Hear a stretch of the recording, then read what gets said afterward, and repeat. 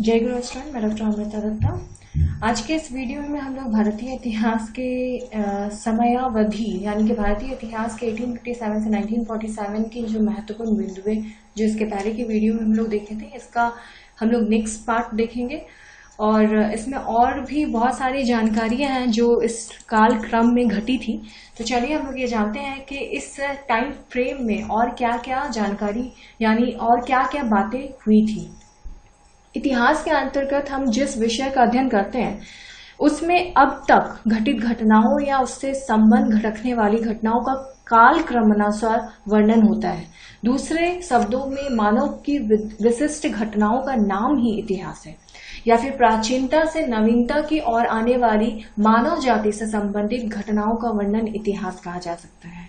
इन घटनाओं ने ऐतिहासिक साक्ष्यों को तथ्य के आधार पर प्रमाणित किया जाता है। इस लेख में हम सामान्य जागरूकता के लिए 1885 से लेकर 1847 तक का भारतीय स्वतंत्रता में जो आंदोलन हुई थी उन घटनाओं को काल क्रम के रूप में हम लोग इस वीडियो में रखेंगे।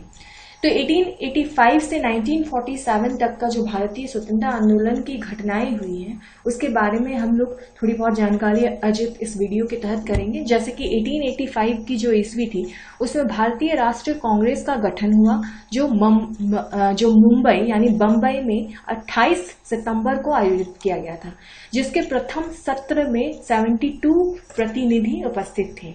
लॉर्ड रैडोल्फ चर्चिल भारत के प्रथम सचिव बने थे। 1905 ईस्वी में बंगाल विभाजन के निर्णय की घोषणा हुई और 19 जुलाई 1905 को भारत के तत्कालीन वायसराय लॉर्ड कर्जन द्वारा की गई थी। 1906 ईस्वी में 3 महत्वपूर्ण बिंदुएं घटी थी, जैसे कि ब्रिटिश भारत ने आधिकारिक तौर पर भारतीय मानक समय को अपनाया था। दूसरा महत्वपूर्ण बिंदु था कि दक्षिण अफ्रीका में अहिंसा आंदोलन को चिन्हित करने के लिए महात्मा गांधी ने शब्द सत्याग्रह को प्रतीक रूप में इस्तेमाल किया था।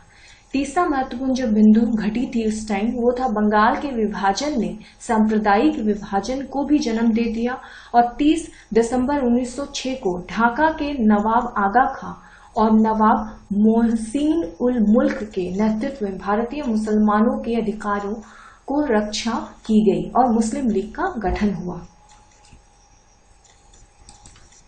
1907 ईस्वी में जो महत्वपूर्ण बिंदुएं हुई वो थी कांग्रेस का सूरत अधिवेशन, जो 1907 ईस्वी में सूरत में समाप्त हुआ। ऐतिहासिक दृष्टि से यह अधिवेशन अति महत्वपूर्ण था। गरम दल तथा नरम दल के आपसी मतभेदों के कारण इस अधिवेशन में कांग्रेस 2 भागों में विभाजित हो गया। दूसरा जो महत्वपूर्ण बिंदु था वो था लाला लाजपत राय और अजित सिंह को पंजाब की कैनाल कॉलोनी में दंगों के बाद मांडले भेज दिया गया था।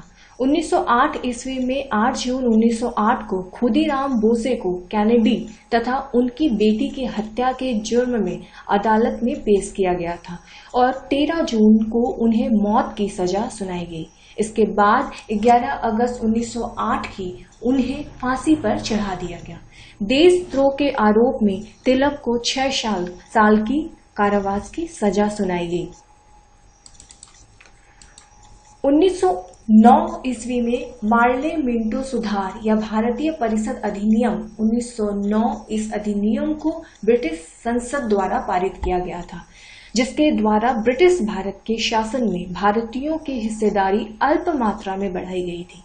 इसे इस नाम से इसलिए जाना जाता है क्योंकि इस समय मार्ले भारत के सचिव एवं लॉर्ड मिंटो वायरस थे, यानी कि वो एक वायसराय बने और उन्होंने दोनों नाम पर इसे मार्ले मिंटो सुधारों की संज्ञा दी। सरकार द्वारा इन सुधारों को प्रस्तुत करने के पीछे मुख्य 2 घटनाएं घटी। अक्टूबर 1906 में आगा खां के नेतृत्व में एक मुस्लिम प्रतिनिधि मंडल वायसराय लॉर्ड मिंटो से मिला और मांग की कि मुसलमानों के लिए पृथक निर्वाचन प्रणाली की व्यवस्था की जाए तथा मुसलमानों को उनकी जनसंख्या के अनुपात में प्रतिनिधित्व दिया जाए।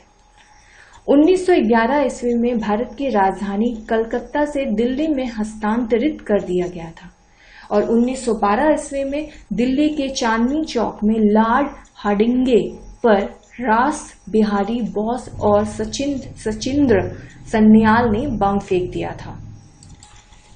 1913 ईस्वी में ब्रिटिश शासन को खत्म करने के लिए भारत में विद्रोह का आयोजन करने के लिए सैन फ्रांसिस्को में गदर पार्टी का गठन किया गया था और 1914 ईस्वी में प्रथम विश्व युद्ध की शुरुआत 28 जुलाई 1914 में हुई। यह युद्ध 4 वर्षों तक चला जिसमें 37 देशों ने भाग लिया। यह महायुद्ध यूरोप, एशिया व अफ्रीका 3 महाद्वीपों और समुद्र यानी कि समुद्र, धरती और आकाश में लड़ा गया।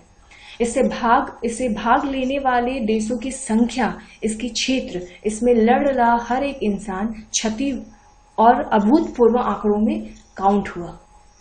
इसे विश्व युद्ध की भी संज्ञा दी गई। इस युद्ध के खत्म होते होते 4 बड़े साम्राज्य रूस, जर्मनी, ऑस्ट्रेलिया, हंगरी यानी कि ये सारे उस्मानिया ढह गई। ये सारे जो बड़े बड़े देश थे वो इस युद्ध के दौरान खत्म हो चुकी, लेकिन वो फिर बाद में अपनी शक्ति से आगे बढ़े, लेकिन उस टाइम इनका सर्वनाश हो गया था। यूरोप की सीमाएं फिर से निर्धारित हुई और अमेरिका पर एक महाशक्ति बन गया। 1905 ईस्वी में दक्षिण अफ्रीका से महात्मा गांधी की वापसी हुई। 1916 ईस्वी गांधी जी ने अहमदाबाद में साबरमती आश्रम का निर्माण किया था। होम रूल आंदोलन एक राष्ट्रीय राजनीतिक संगठन था जिसकी स्थापना 1916 में बाल गंगाधर तिलक द्वारा भारत में स्वशासन के लिए राष्ट्रीय मांग का नेतृत्व करने के लिए होम रूल के नाम के साथ की गई थी। एनी बेसेंट द्वारा एक और होम रूल लीग शुरुआत की गई। बनारस हिंदू विश्वविद्यालय की स्थापना मदन मोहन मालवीय द्वारा की गई। 1917 ईस्वी में गांधी जी के नेतृत्व में बिहार के चंपारण जिले में सन 1917 से 18 में एक सत्याग्रह हुआ। इस चंपारण सत्याग्रह के नाम से जाने लगा। गांधी जी के नेतृत्व में भारत में किया गया यह पहला सत्याग्रह आंदोलन था।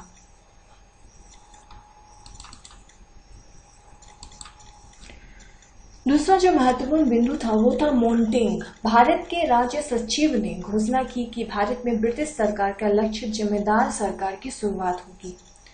1918 ईस्वी में पहला अखिल भारतीय शोषित वर्ग सम्मेलन आयोजित किया गया था। दूसरा था कि रॉलेट राजद्रोह समिति अपनी रिपोर्ट प्रस्तुत की थी। रॉलेट बिल 16 फरवरी 1919 को पेश किया गया।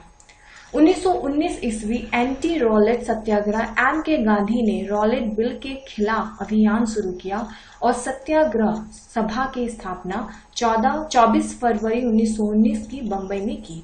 इस आंदोलन के दौरान एम के गांधी ने प्रसिद्ध उद्धरण दिया कि यह मेरा दृढ़ विश्वास है कि हम केवल पीड़ितों के माध्यम से मुक्ति प्राप्त करेंगे। अंग्रेजों से हम पर सुधार नहीं किए जाने वाले सुधारों के द्वारा हम क्रूरता पर हम आत्मबल का उपयोग करेंगे, यानी कि हम आत्मबल का उपयोग करेंगे। दूसरा जो महत्वपूर्ण बिंदु था वो था जलियांवाला बाग त्रासदी और अमृतसर नरसंहार। मोंटेग चेम्सफोर्ड सुधार या भारत सरकार द्वारा अधिनियम 1919 को घोषित की गई। 1920 ईस्वी में महत्वपूर्ण बिंदुएं आई जिसमें लाला लाजपत राय की अध्यक्षता में मुंबई में जो आयोजित अखिल भारतीय व्यापार संघ कांग्रेस में पहली बैठक समन्वय हुआ था। भारतीय राष्ट्रीय कांग्रेस असहयोग प्रस्ताव पारित किए।